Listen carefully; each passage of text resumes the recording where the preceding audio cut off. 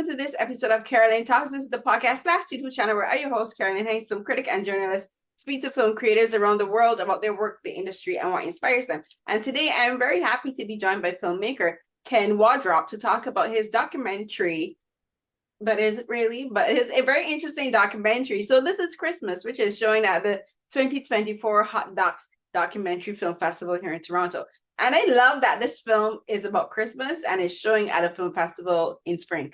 I thought it was like a cute, really funny aspect of the film festival being held here at this time, but also watching a film about Christmas in April. So, but first of all, thank you so much, Ken, for joining me.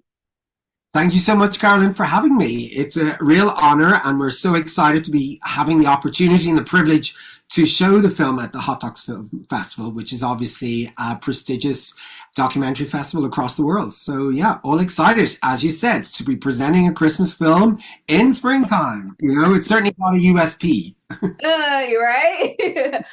So sometimes I usually like to ask my guests, like what got them involved in filmmaking and like how they, because no one's journey is the same. So how did you get involved in filmmaking? But then how did you decided that you wanted to focus on documentaries, you know, and like you have a very specific eye in the way you tell your stories, and this one is very specifically constructed, which I'm going to get into. But how did you start your path to becoming a filmmaker? Okay, I was afraid you were going to ask that question up front because it's a bit of a long-winded answer. That's okay. Have all night. Okay, so long story short, I was never really a creative in growing up in school and so forth. I always avoided art class. I suppose that's the only kind of creative class you have when you're in what we call it secondary school. It's like your teenage years. So I managed to avoid that, and I studied geography and sociology first time around. And I was here in Dublin, and I disappeared to London to get, I actually went into my third year of university over there. While I was there, I started to work in a post-production company, which had my first opportunity and flavor of the film world. However, it wasn't really what got me into film. I came back to Ireland with an ambition after just going through those, average sort of jobs. I don't want to call them average, just those jobs that you get to pay the bills as opposed to having any career trajectory at all. And I came home to Ireland and I said, I need to find myself. I need to find something that I love. Wasn't quite sure what that would be. And I happened to move into a house with someone who was studying film, and I started to help them. And during that time, they encouraged me to maybe apply for film. And I thought I'd go and probably do something in production design or producing or something in that vein. I'd no grand ambitions to be a director. But while in film school, we were presented opportunities to do class projects, and we had to kind of get stuck into telling stories.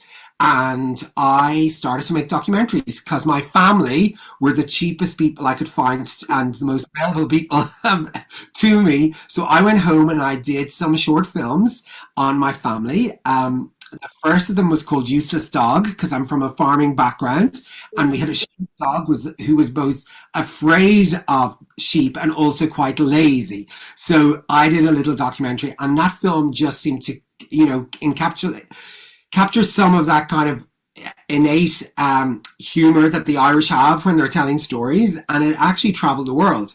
And I got kind of the bug then, because it's like, okay, so people are kind of interested in these ordinary lives that my family have, and I started to explore that throughout my 4 years in college. And lo and behold, I ended up a documentary maker because of my wonderful family and what they afforded me during that time while I was in university.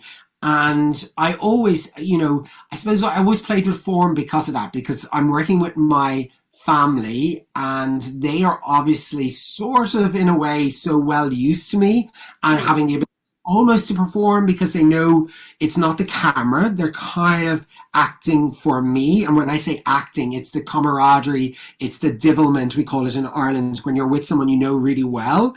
So we could bounce off each other and they forget the camera. So I was able to produce these really, I think, special films. Now looking back on them, I have a catalogue of these short little films about farming life in Ireland. And I guess I was the only sort of farmer on the film course. So it was, again, a USP that I had. And I this is always why I always like asking this question, because like you can't predict what anyone's path is to becoming a filmmaker or working in anything in the film industry. And I think for documentaries in particular, like there's you have to have a sense of curiosity about the world around you. And I think you also have you should, because I would say sometimes some filmmakers don't have it, but you should have a respect of the world that you're in, and like an understanding of the world you're in to some extent, but also a love and a care. Because if you're showing these regular people, especially for your films, that you're showing people in their regular life and you're having them talk about things that are painful for them, or things that society might not necessarily understand about them or about the way they live, you have to be able to be empathetic towards them and have that empathy translate through the screen. And I think for a film like this, so this is Christmas, like that's very important in particular because of the people and the families that you're showing in this film. Like you do have to present and make sure that you and present them in an empathetic way, so that the audience doesn't, I think, in a way, look at them with any preconceived ideas, you know, about not only these people, but I think also about Irish culture in particular, and the way that Irish people look at in the film talks about Christmas, but also look at Christmas, but also family as well. It's a really good point you make. And going back to why I became a filmmaker, or I stuck with it, I was obviously in a class with lots of cinephiles, people who had grown up in love with cinema, and their whole dream to exist almost was to become a filmmaker and a director. And so I never lived that dream. So I always thought I was at a disadvantage really at film school, because I didn't have that natural film language. I had to learn it. And I didn't have that acumen and that intelligence. But what I did have was because I was a mature student and I came in with a lot of baggage and a lot of life experience. And I always describe myself as an emotional filmmaker as opposed to an intelligent filmmaker. And I let my heart direct me and tell me, or direct me towards the stories to tell. And I'm from a very small town in the middle of nowhere in Ireland with ordinary people, but those people have enriched my life. They're part of who I am and where I came from, and they're the people I find I'm most comfortable around, and so forth. So I'm always drawn back into that world. So I think, if anything, I think it's just that empathetic nature that I have that actually propelled me into documentary making and kept me there and gave me a reason and a purpose to exist, because I think I would have faded into the background amongst all these other great filmmakers. And, I'm not saying I'm a great filmmaker, but I've managed to make some sort of a career out of it, at least. I've managed to kind of have my films stand out in the context of really the types of films that they are, and no one else really is choosing to make them. And one of the things, and I find quite a lot about when I go out to research and cast my types of films, I get this asked a lot, is like, why would you be interested in me? Because people, I've not achieved anything, or I've not done anything major, or I've not done a crime, or, I just exist, or I'm just an ordinary person. And I'm just fascinated in the ordinary. It's just like I try to extract something compelling out of that, and relatable and universal. Well, so two things you said, they're interesting. The first one thing I want to touch on is you said that you see yourself as an emotional filmmaker, not as an intelligent one. But the thing is, I think that's kind of being doing a disservice to yourself, because you need to have emotional intelligence to be an emotional filmmaker and to be an emotional storyteller.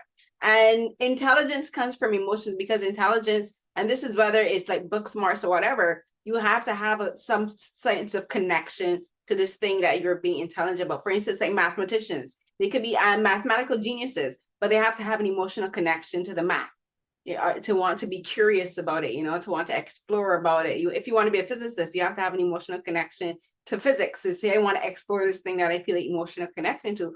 For a filmmaker, like if you are, as a documentarian, as someone who's telling the story about ordinary people, you have to have an emotional connection to these people to the stories that you're telling. Even if you don't know them, you still have to be emotional enough that you care and that you want to tell their stories, and you want to be honest and truthful about it. So I wouldn't say that you don't have to disconnect emotional from the intelligent, you know, because they go hand in hand. And I'm kind of like the similar, like I didn't go to school to be a journalist. I didn't go to school to be a film critic or anything. I went to school to be a paralegal. I come from a whole bunch of different, doing a whole bunch of jobs. I've been a barista, I've been a legal secretary, I've been a receptionist, you know, I've been a nanny, both private as well as working at a daycare nursery.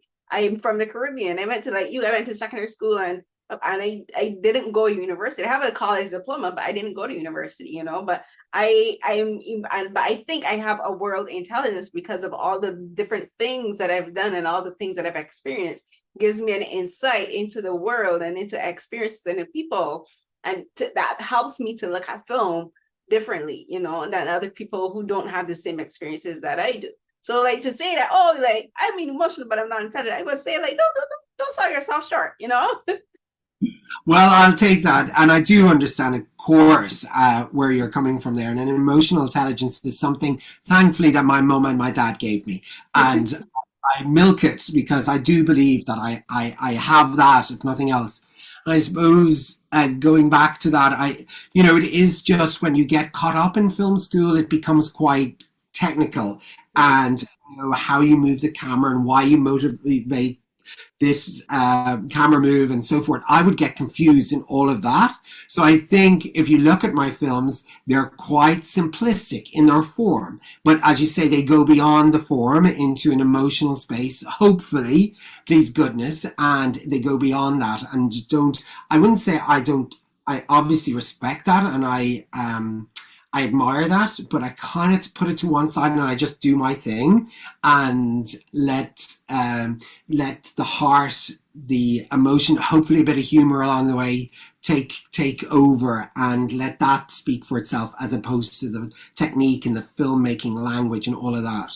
Anyway, look, I'll leave that to the audiences to work out if they agree with it. Yeah, and then the second thing I wanted to talk about that you had said at first, where I use the quotation of ordinary is like we look at ourselves as ordinary people because we're not actors or we're not celebrities or whatever, and we kind of say ordinary people, and we are, and the film is very much about ordinary people, and it's about 5 families in particular, and who the way how they see Christmas and the way they connect to Christmas. And I think there's celebrations, and there's so many things that I think I touched on in this film, not that, and it's not that things that you intended, but it's things that they say. And I think it really shows how ordinary people are all very emotionally mature and very self-aware. I think everyone in this film, the subjects are all extremely self-aware people. They know exactly who they are. They know their situation, and they have a very particular and very specific outlook on life, and they know why they do these things. And the thing is, like with this film, is like it's showing how Christmas, using Christmas as an example, but I think you could set it. You know what? No, I don't think it could be about any other holiday specifically, because Christmas is one holiday that has started out as one thing, a religious, in a sense, religious celebration in a way about, recognizing the birth of Jesus, but then it's become extremely commercialized. And because of that, it's put so much pressure on people all around the world, whether they're religious or not, whether they believe in Jesus or not, to celebrate this one event. And the film really does touch on like how people, because of the lives and the experiences they had from childhood through like the trauma and different traumas they experienced, and the way they see this one particular aspect of this holiday really, I think, kind of reflects on how as society we don't really take care of people, especially around the time where you're supposed to really care about each other.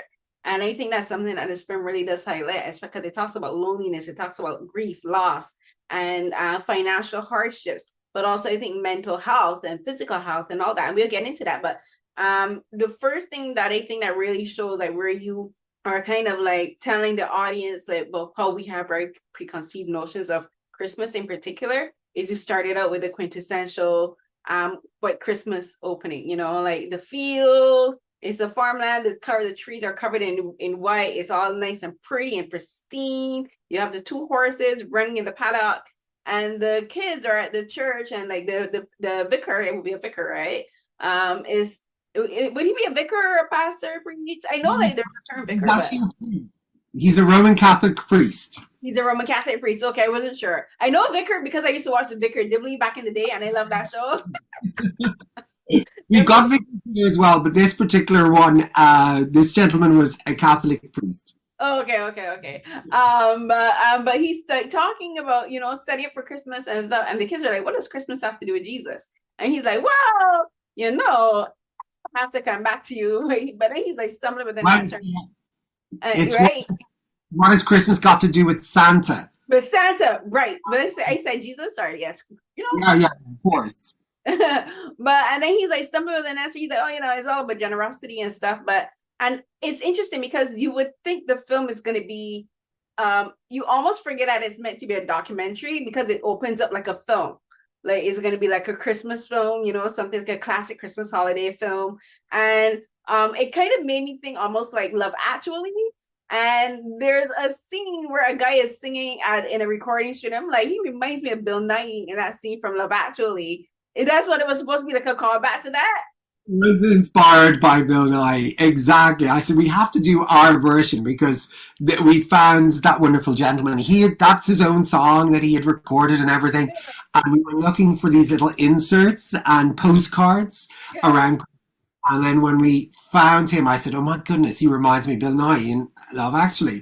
Well spotted, Carolyn. I laughed and I was like, but it should, but like the film starts and it kind of gives that idea, like the Christmas carols, the like people shopping, everyone is happy. But then that you switch the tone and you realize, oh wait, this is a documentary, and it's a documentary about how people see Christmas.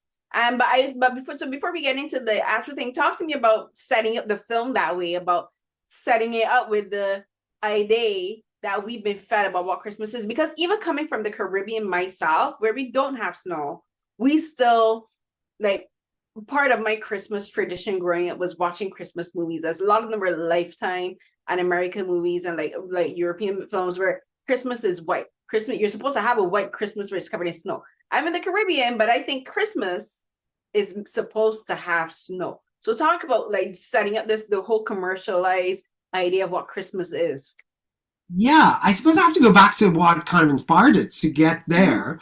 Because, okay, so when I was a kid so I was 12 years of age, and unfortunately my gran, who was living with us, passed away on Christmas Day. And my little brother and I were opening our Christmas presents. It was really early. Mum was down in the kitchen and Gran was in bed. And Mum was like, "Will someone go and ask Granny what she wants for breakfast?" So my little brother ran in, and she unfortunately was going at that point. She was having an attack.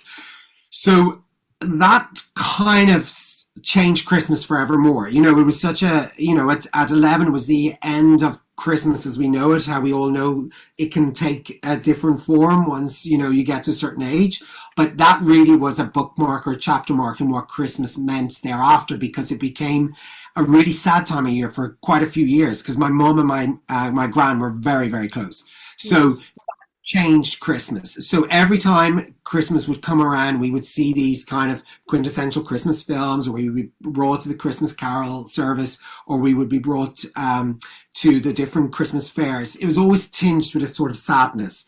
And I always thought, even at 12, I was like, there's more going on around this time than this jolliness, this fakeness. When I see my mom is crying we used to have clothes over our fireplace that we would kind of air the clothes, and my mum would, a vision of mum on Christmas morning was crying into the clothes there because she was missing her mum, and it just tainted Christmas. So I always had this sort of two sides of Christmas, the ones that we were being sold and the one that was the reality, and that's from an early age. So then when this film came around, I did want to kind of juxtapose. I'm getting up. I know it is. Thank you very much, because that could have lasted all night, that one. Juxtapose the image that we all are told to aspire to, or the perfect idea of Christmas, which is, as you say, the white Christmas. It is the priest giving a lovely message of generosity and kindness, and our neighbors singing Christmas carols at our door, and all of this lark, which is not the reality for the vast majority of people. For most people, it's just another day in the year that is actually can be as we all know, far more complicated because you have more expenses. You're reminded of the people that aren't around you anymore. You're reminded of your mental health. If you are lonely, you're reminded that you're lonelier now because you look out the window, or, you know, you see in the movies or hear on the radio that people are getting together, and you're not going to be getting together with people. So it accentuates everything. And I just wanted to sort of, you know, show the happy and the reality against each other. And as a filmmaker, and I have to say, this is, you know, obviously I went out to find stories, and I was so moved by all of the characters that I got to film with and their lives and their stories.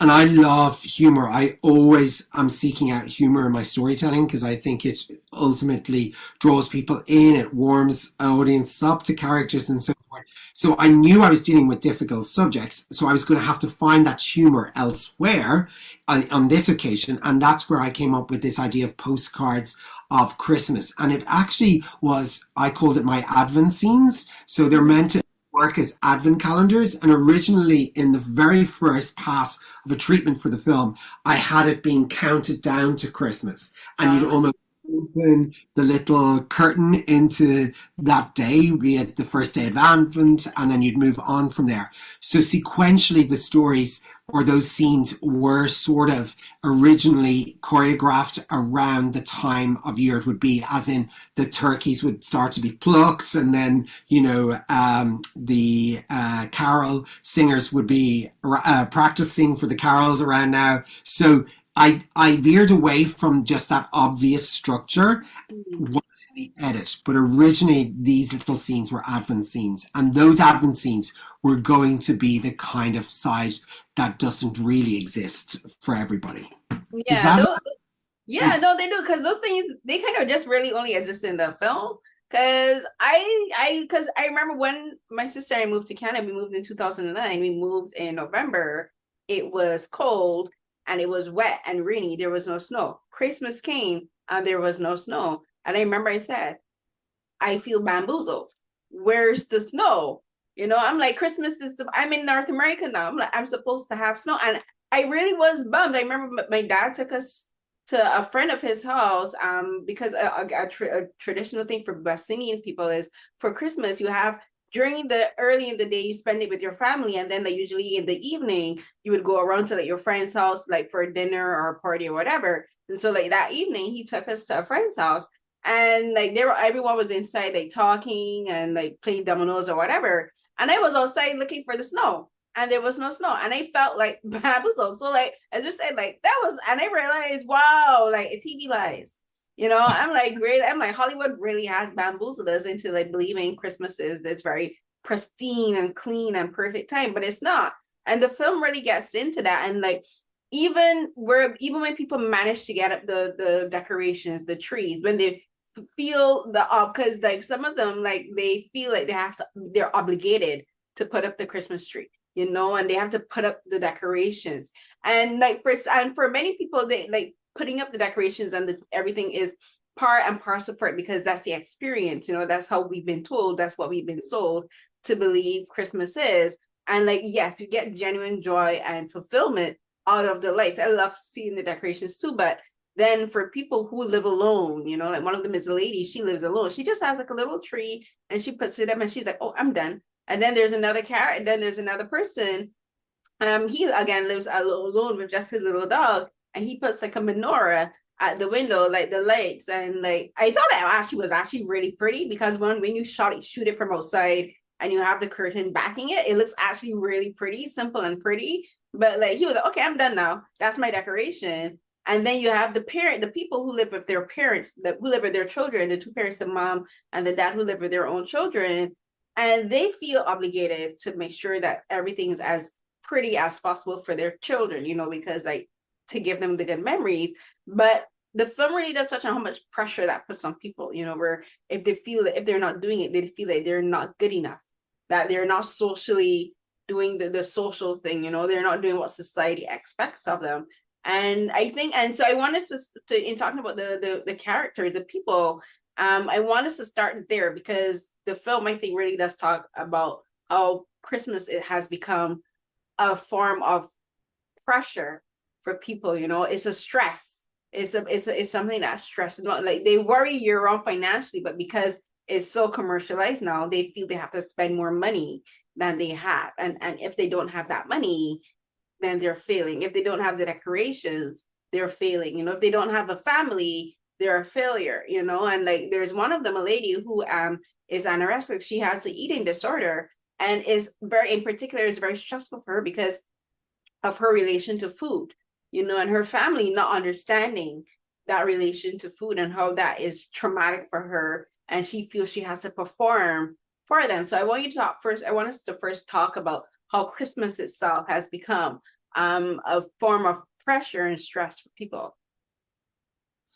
Yeah, I mean, actually, Carolyn, you've summed up that very well. I think Christmas for me, okay, going back to the obvious reasons why I had a complicated Christmas, there is another reason, and that is because I have a niece who is a single mom with 2 children, and during the summer time she starts saving for Christmas. It's a Christmas saving scheme or something, Yeah. but by October, November, she has to break into that just because she's running short. And then we have this sort of drama that unfolds, and the pressure, and it is just horrendous, the amount of pressure that she puts on herself for her 2 boys, because she wants them to have everything that they see their friends in a normal family having, and she is a struggling mom, keeps down a job as best she can, but you know, cannot afford the 8-foot fresh Christmas tree. She has to pull the plastic one out of the attic, and she knows it'll go over in the corner, and she'll use the old decorations that she's had for, you know, ever, and so forth. But as I said to her in this, because I would be, you know, I'm a single gay man without children, and I'm like, you know what, Zoe, when you sit down on Christmas Day, your 2 boys you'll be rolled up on a couch with them, and that's what matters. You're being hugged by your 2 kids, watching, you know, It's a Wonderful Life, and I, who probably have the bigger Christmas tree, to be honest, and have the, you know, will be there on my own with my 2 dogs. So, you know, we all lose perspective of what is important, but you know, each of the characters in this film, you know, I think they have tried to find perspective, and they really are doing a good job, but continuously come up against brick walls because of other things, the outside world that is kind of imposing issues and problems on them. And you know, if they could just get along and just mind their own business and just avoid the rest of the world and keep the television off, probably they could probably, well, they get through it, you know, but they struggle through it, and they all do their very best. And I have to say, they've all come out the other side of Christmas and this Christmas, because we shot it the Christmas before. So yeah, I mean, it's a difficult one, because I'm sure everybody that's listening relates to it, because we've all had Christmases that are just suck. You know, we haven't discussed the family arguments and the problems that emerge around, you know. So as I said, I was just throwing some light on this, and if we were to talk about each of those characters individually, I think it would be, you know, what's the word? I think we would discover an inner strength that makes them survive it all and push through, and actually, in real terms, it is only a blip in the year, but it's just a really annoying blip that's not, especially when things are stacked against you. It's and like what you're saying, like for your niece and her children, they honestly, what the things they will remember is more the time that she spends with them than the gifts. All of the memories that I have for Christmas, I don't really remember any of the gifts I got. Some of them I do remember. It was like the Bobby kind of game. But most of the memories that I do have were like getting up at 4 o'clock in the morning with my mom, prepping the cooking, you know, spending that time in the kitchen, prepping for Christmas lunch. Because in Barbados, what we do, you get up early, prepare the food, and then you get ready for church. You go to church for like 6 a.m. service, and like spend like 2-3 hours at church, come back, finish, like you put the ham or whatever in the oven, put the macaroni pie and the rice and everything on the stove, whatever. My brother would go off into the park and play football with his friends, you know. And but these are the things I remember. And like after we eat and everything, we would sit down and watch TV for the entire day, because that was like one of the traditions that because my family has always loved watching movies. We sit down, we'd watch the Ten Commandments. You know, the one with Charlton Heston. You'd like every Christmas watch the Ten Commandments and a whole bunch of other movies about like Samson and the like a whole bunch of Bible movies. But then you'd put on like other like one of the things my brother would do, we'd go to the video store, RIP video stores, they don't have them anymore. Go to the video store and he would take me and my twin sister and we would each get to select. I think, yeah, because for Christmas you would get to rent 10 tapes. That was a Christmas special. You get to rent 10 VHS tapes. So we each get like 2 or 3 videos to select. And for the entire day, that's all we did. After eating, watched videotapes, watched movies. That's what I remember. I don't remember the toys. So like for like you were saying like for like that you have to tell people, don't put so much pressure on the monetary things, because the things that you remember is not even connected to money per se. You know, and in the film it really gets into that, like in the 2 families in particular, there's the mom with her 3 kids, she's raising the kids by herself, and then there's the dad, his wife Roxy has passed on, so it's just him and the two boys.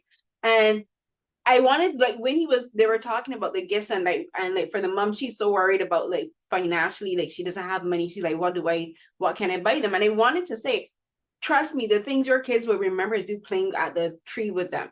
You know, the things your kids are going to remember is like preparing, like the dad teaching the kids the Christmas meal that his wife made sure to teach him before she died. That's what his kids are going to remember. They're not really going to remember the toys, because the toys come and go, they break.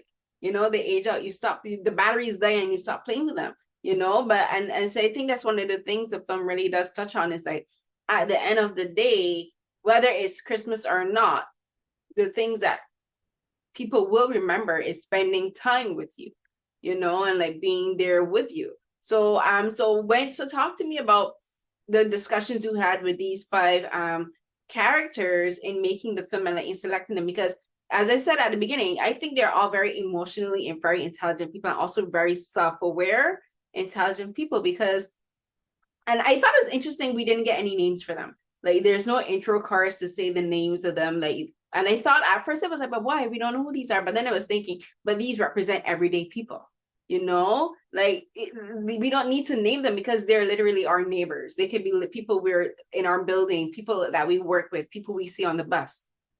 That's exactly it, Carolyn. I just wanted them to represent us all, because we're all in it in that sense together, and especially at Christmas.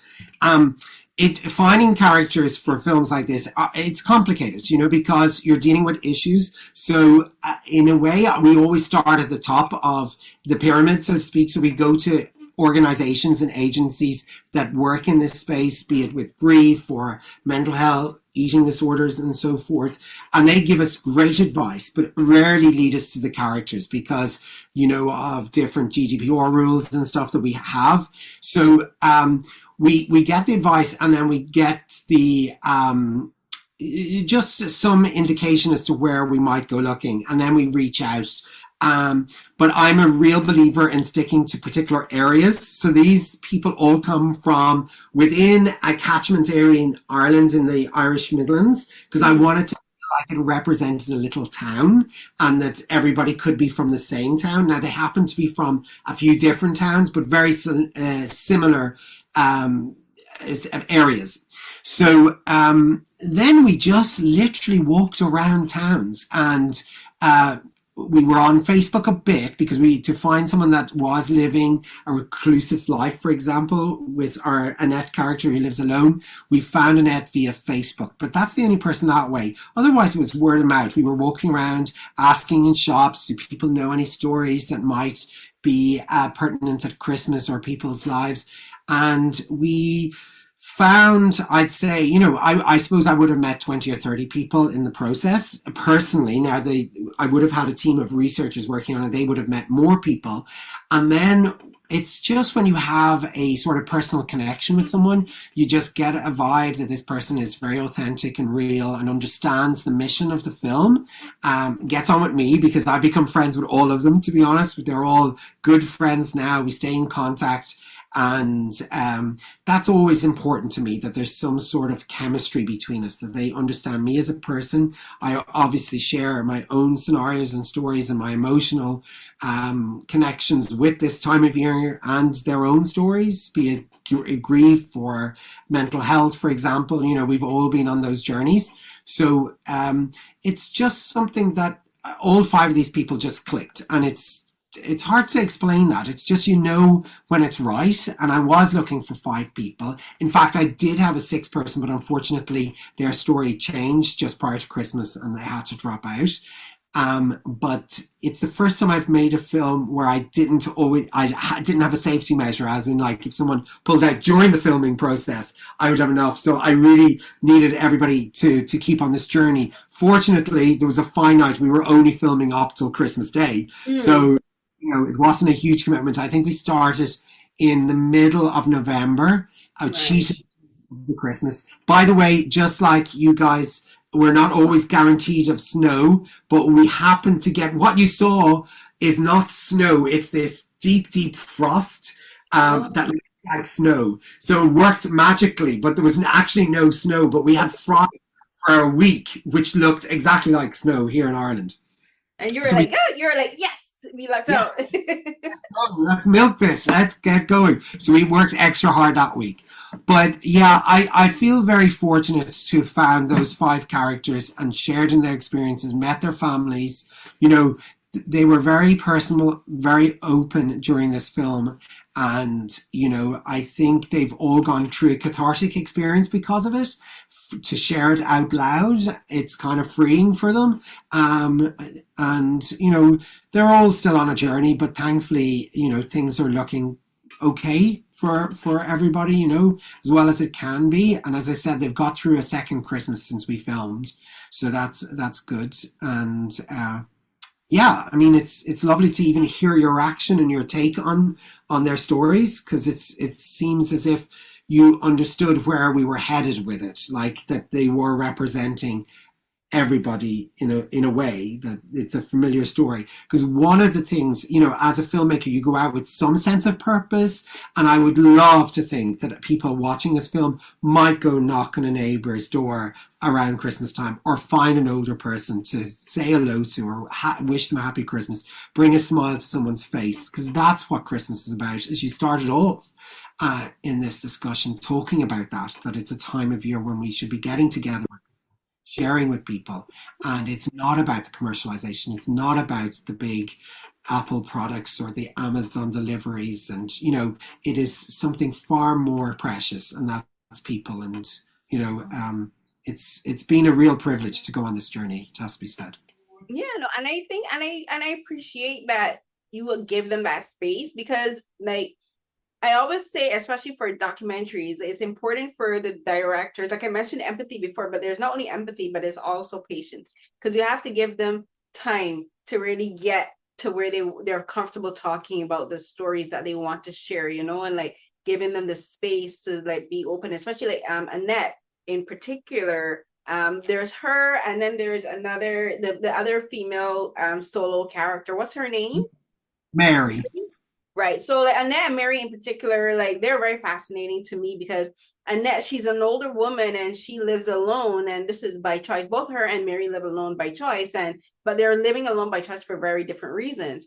And like again, like the film is showing like everyone's situation is different, you know, and like there are things in like in our past and like even in our present affects the way we see the world and the choices people make. And one of these things is living alone and being alone at Christmas, and how that pressure builds up. But like for Annette in particular, I think she's extremely self-aware and a very extremely emotionally intelligent person. And the way I say that is because she knows exactly why she's alone, and why she talks about the difference between being alone and lonely. And she talks about being fine being alone, because she knows that the reason she is because of trauma that she went through. Like she was abused in school, she was bullied in school, and like she said she hated every day of school because she didn't have anyone that was looking after her. You know, she was a student, she was a child, she was being bullied, but no one stepped in to protect her. She didn't have to say, but you understood that that's what she meant, you know. And like, and she very readily admits like she has trust issues, and she knows this,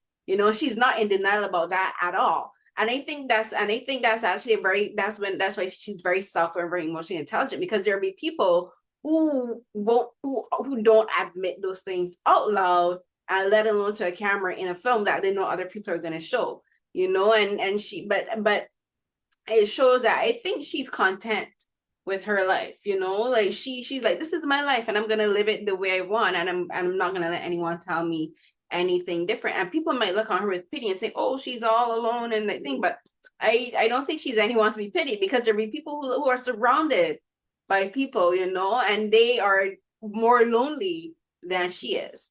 And then there's Mary. Mary is she's alone, and I think the reason she's alone is she has family that she spends time with, but I mentioned earlier, her family doesn't understand her relationship to food, and that puts pressure on her. So she looks at, and she has again, she doesn't say, but if you're aware of what the symptoms look like, I think she has like social anxiety.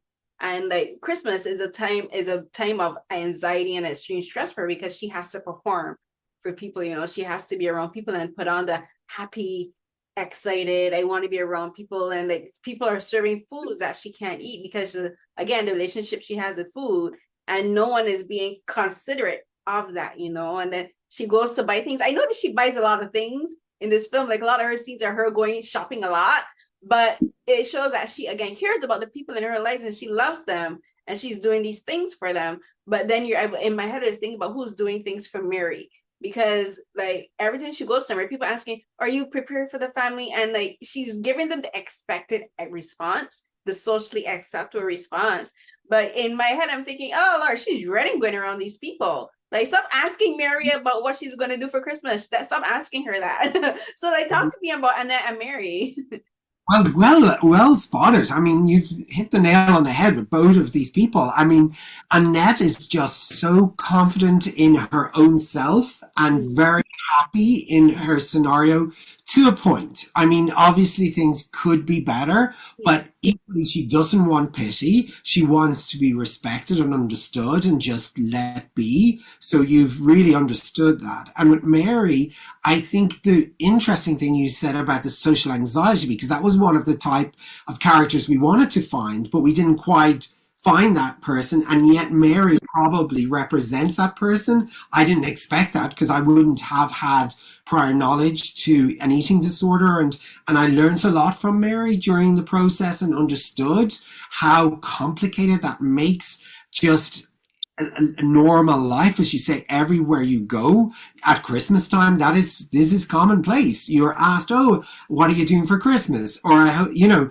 then of course you give what they expect will be the happy answer. You're not going to actually say the reality is, I'm going to be hiding in my bedroom and trying to avoid Christmas because I'm, suffer from an eating disorder. You're not going to say that. But actually, and I go back to this film being a cathartic experience, this has afforded her an opportunity to actually say, look at me, this is what I have to put up with. Yeah. And sharing it here on camera is probably her opportunity, as with Annette, saying, look, people come in all shapes and sizes, in different mental health scenarios, and come in different sort of outlooks. And Christmas is this, but don't expect us all to get into that box with you. Allow some people room to maneuver and outside it, and not put us under pressure to join the club. And we all, so I think they represent two incredibly strong women who battle against the odds of what is expected and what a society expects of them, and are battling through against the odds, to be honest. And sometimes they've got good days and sometimes they've got bad days. And I think we saw that in the film. And I think also, I don't want to paint a picture of all doom and gloom, because I'll tell you one thing, Annette is quite a funny lady and has some scathing remarks, I think, in the film as well, that brings a little smile to your face at times.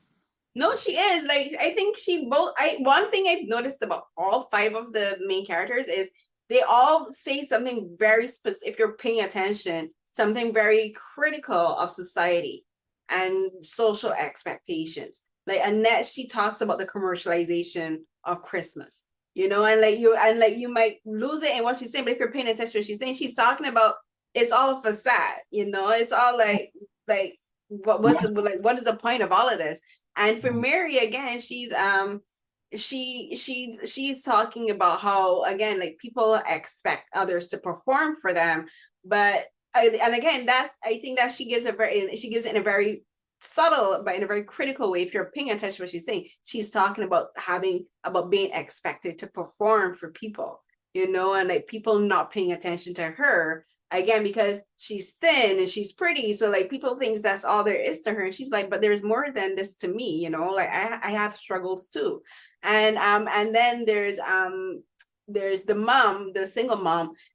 She talks about being financially insecure. She talks about the worry of being able to buy food for her children and having to go to the food bank.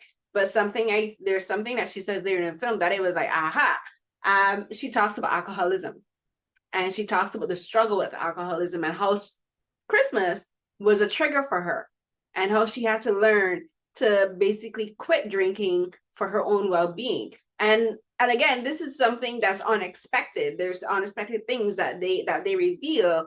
And again, it's talking again about social expectations, where Christmas is supposed to be all happy and like a time for family and community and all this stuff, but it's also a time, yes, emotional stress, but it's also a time where drinking habits like drinking are socially acceptable, whereas you're thinking actually it's not, because this is a sign of alcoholism. And she talks about that, you know, she talks about how she would get drunk, and there's scenes that you insert, like the postcards you mentioned, where someone is in a pub and they come up puking, and like that kind of stuff will be celebrated. Like you're in the club, you're in the pub celebrating drinking and all this stuff, but outside the pub, someone is stirring up. They're sick to their stomachs, and like what part of that is celebration? And she talks about it, you know, she talks about, I had to stop because I was losing weight, you know, and like people weren't checking on her that way, but she's drinking, which is socially acceptable. She's like, but this is a problem, you know. So this is again something else that the film really does highlight, like socially acceptable behaviors that really shouldn't be. Well, yeah, no, absolutely. And I think with all the stories, I try to have a second layer to their story to show again that there's many dimensions to everybody's scenario. And Christmas, in Loretta's case, for example, not only is it financial, but if you have another side, it can also impact. And let's face it, alcoholism at Christmas, it's just right. I mean, God help people cope with an addiction at Christmas time, because it's in your face everywhere you go, and the pressure that you come under to have a glass. Oh, you will. I mean, we're great in Ireland for this, you know. It's like almost like, what's wrong with you if you're not having a drink? You must be pregnant, or you must be sick, or you know. So I think Loretta represented another very, very familiar story to so many people, that we're not only struggling with one issue, but there can be other issues. And I mean, talk about someone that's rised above it all. And I think at the end of the day, when you talk about someone who hasn't, you know, who is struggling financially, has battled and won the addiction battle, well, I'd say winning, because you're never properly over it. But at the end of the film, my God, I think she, you know, shows us the importance, as she says herself, is being with those kids and having to share in a little dance, or they're the things that their kids will recount when they go to sleep that night. Is like, thank you, Mum, for giving us that time. And you know, it's not about the presents, as you point out. And I think I learned so much from Loretta again. I mean, just being in the presence of that woman and that family. I mean, the three kids, she has done a wonderful job as her father, because it's a three-way story, obviously. And sorry, it's a two-way story here, and we were representing one side of it. So yeah, I mean, sorry, I could go on for hours on these subjects because they're all multi-layered. Yeah, and there's one of the other characters. So I mentioned the single dad before, but there's another gentleman who's another focal point. He was interesting to me because he, again, like Annette and Mary, lives alone, you know, but I get the sense there's a scene where he's with someone. I'm like, I don't think that's his sister. I got the sense more that she's like a social worker. And he's interesting because he's very happy-go-lucky. Like he's well known by everyone in the town he lives in.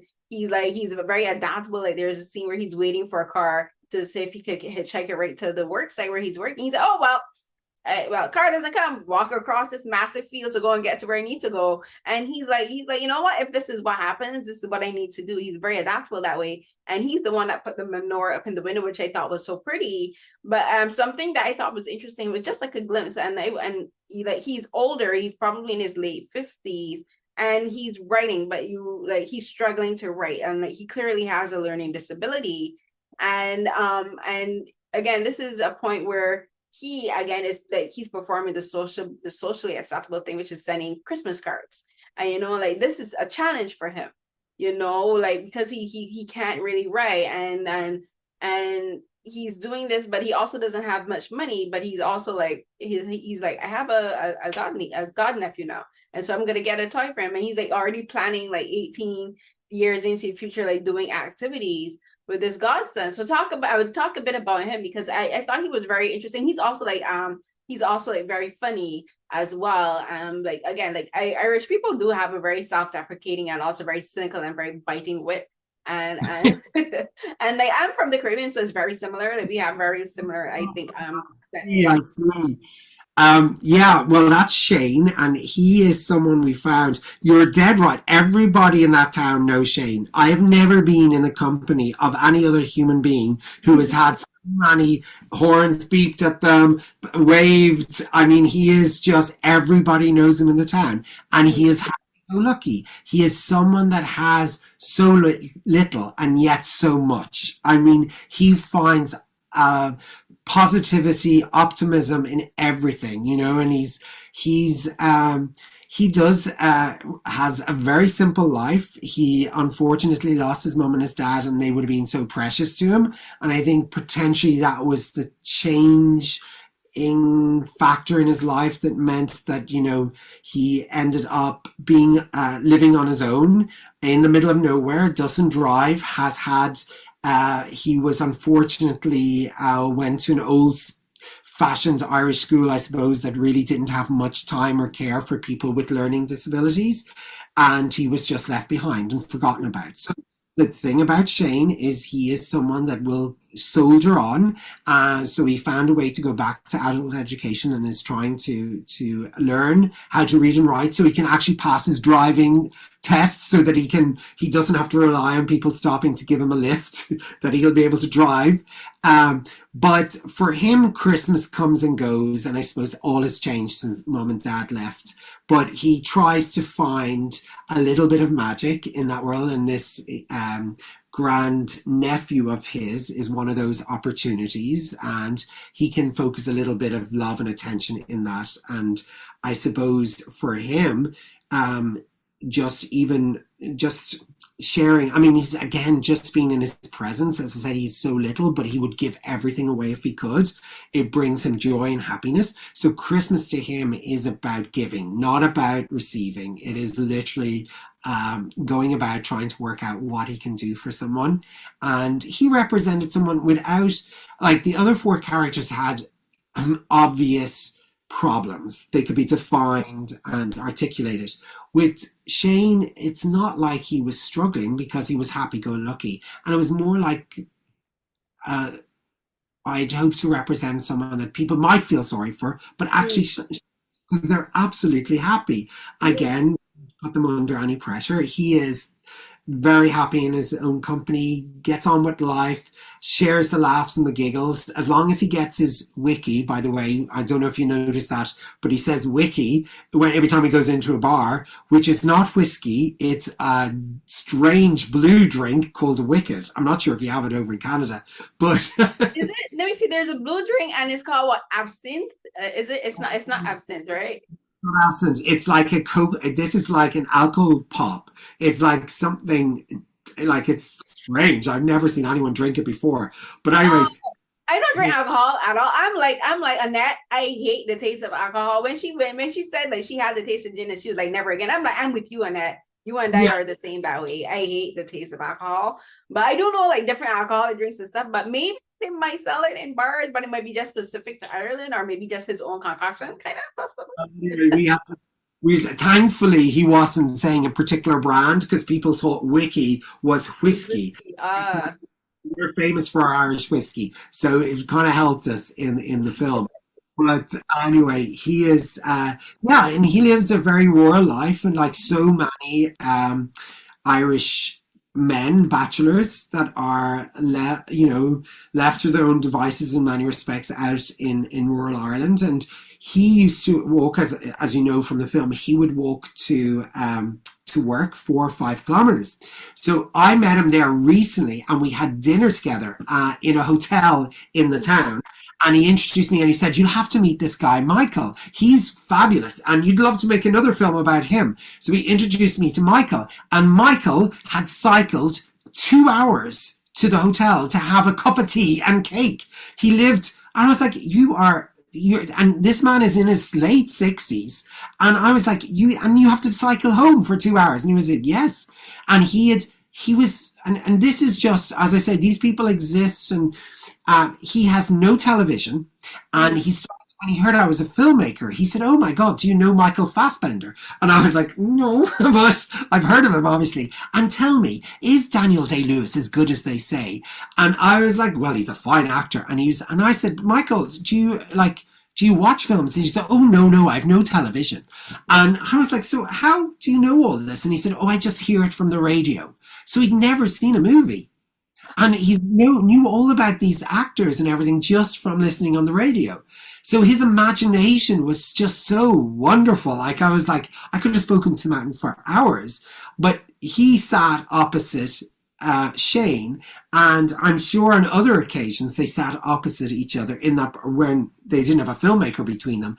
And I'd just love to be privy to that conversation between their lives as just single men going through life without, much family and, much interaction beyond these random meets every so often. I just found it all very fascinating anyway. Yeah, it's fascinating. Shane is fascinating because it's just him and his dog, and I'm just like, oh, he's happy, he's like, he's living his life, and he says it in the film, he's like, Christmas is just another day for him, Yes. but he recognizes and acknowledges that it's more, that it's not just another day for other people, and that's fine to him too. He's just like, he's like, just another day, but it's not for people. So like, I'm gonna get a toy for my grandnephew because this matters, like this matters to them, and it says matters, so I'm gonna do it. But he didn't feel any pressure to do it because he was happy. He's just like, he's so happy. And then like, so we're gonna wrap it up. But the last one I'm going to talk about is, of course, the last character, who's the single dad who lost his wife. His wife died,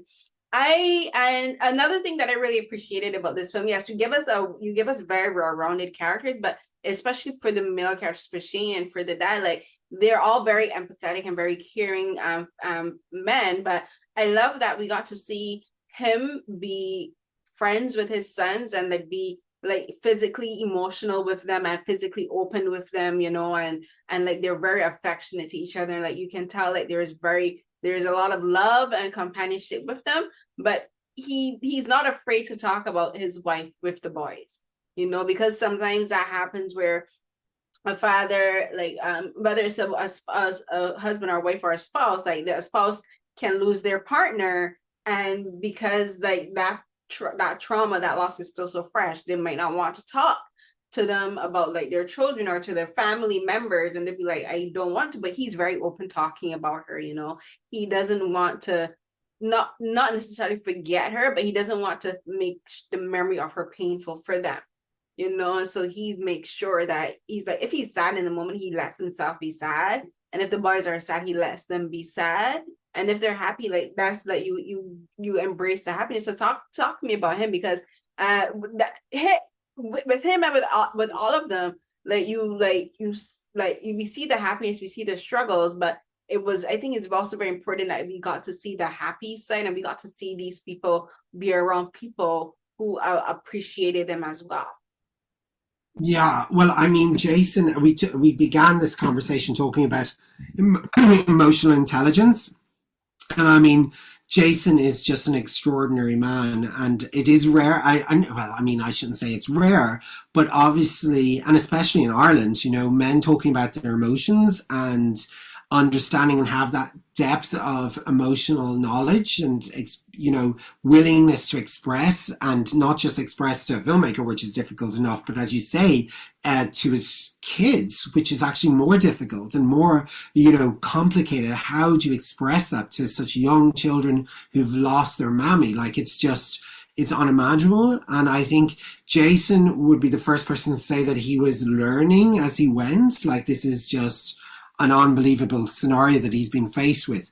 But he faces it with such honesty and respect for the boys, and just integrity and emotional integrity and love. And I mean, it just comes from the heart with Jason. He speaks from the heart, and everything he does is from the heart. He would say he doesn't know if he's getting it right or wrong, but he just lets his heart dictates the moves that he makes, and that's what you see, and that's why, you know, on camera he is the way that he is. And again, and I know it's something I've said over and over, but, you know, it was really a privilege and an honor to be in that man's presence, because we as a film crew, and I don't know if you spotted, but we were shooting on 35 millimeter. 35 millimeter and steady cam. I noticed there wasn't any handheld shots or anything. Like, it was, I mean, like, it was all like tripod shot. You can tell it was tripod and steady cam. Yeah.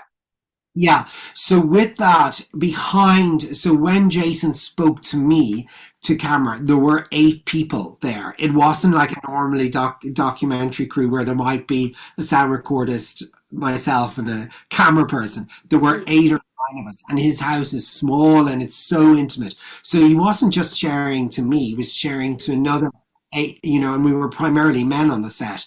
So it was, you know, this is a man totally in tune with what is going on in his heart and the need to express it, and the, you know, the freedom that gives you. And I suppose the kids are blessed to have had and have a dad, like Jason, that can afford them this time to grieve, this time to, you know, understand and just compute what has been happened in their life. It beggars belief how they are all coping, because Roxy, I mean, talk about a true love story, and a great mom and a great partner, and such a loss. And we didn't get to meet Roxy, obviously, but we all just felt we knew her and that she was in our presence throughout the filming of this. So it was, yeah, I don't know what else to say about Jason other than we knew that Jason sharing this would be very, very important to the film and to people out there to know that, you know, grief at Christmas, and grief is, you know, it's all around us at Christmas. You know, there's no one that doesn't think about someone that's not present. I mean, it's, you know, I think that's something I've learned over the years, because we work in commercials, and how sometimes it's always the empty seat that people are, you know, the stories that we're chasing is normally around someone that's not present, because it's when memories start to emerge and when you realize what's missing as well, or who's missing at that table. So, yeah, by the way, I'm so sorry. I've just spotted my picture. I'm looking particularly pixel. It is getting dark in here. I could have. I'm not sure. Because it was like, listen. If this was like something for a horror, you would swear there was something possessing this camera. It suddenly went just really bad there. My apologies. It's fine. It was a grainy, and then like the pictures of your grandma in the background just started to get like spookier. I was like, you know what? This is how horror movies are made. I'm speaking of Christmas, one of my memories of Christmas is we would always have a Christmas church play, and then Santa would arrive at the end of it. But my grandmother would always, her Christmas present to us was to buy our outfits for Christmas party. And I always remember, like, about 4 or 5 months later, invariably I'd be wearing the same outfit on a Sunday or something when she came to visit, and she'd always go, "Oh, who bought you that lovely outfit?" And I was like, you, Granny. I didn't, did I? That's not the one. And I was like, yes, Granny. This went on forever, but those are the little memories around Christmas that we have, isn't? Exactly. So you might not remember exactly what the outfit is, but you remember those interactions with her giving you the gift and like the interactions we'd have after. So my last question for you now is, what was the biggest surprise for you, whether during filming or after filming, about making this film in particular? Oh my goodness, that's a very good. I haven't been asked that, so I'm like thrown a little bit. What was the biggest surprise? Um, what was the biggest surprise? Goodness gracious me. Well, I suppose the biggest surprise was that I this is, I don't actually know, but I guess getting a film program to Christmas film programs in the middle of spring. I thought no one would want to see this apart from like that little window of opportunity from about the 20th of November through to like the 5th of January. And then you put away Christmas and you go, I really don't want to see anything Christmassy again until next year. So maybe that's one of the surprises, that I got the opportunity to screen this film beyond Christmas. Well, So, I listen to Christmas music all year round anyway. So like, yeah, I do. you're slightly I listen to Christmas music anytime of the year. Oh. But I think for me, for me watching the film, I think the biggest surprise for me in the film is